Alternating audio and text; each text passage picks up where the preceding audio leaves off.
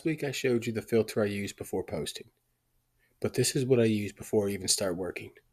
Most creators don't have a productivity problem, they have a subtraction problem.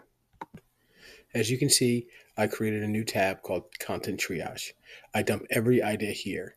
No emotion, no excitement, just inventory. Notice how harmless these ideas look. None of them are bad ideas, but that's the trap. In column C, you'll see I'll added the drop-down features of data validations. I have keep, test, and cut. This is where discipline actually happens. I also added some colors to the drop-downs. Cut is red, keep is green, test is yellow.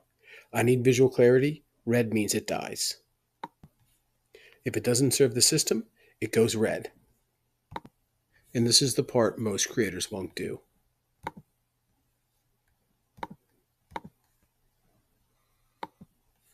Subtraction creates clarity.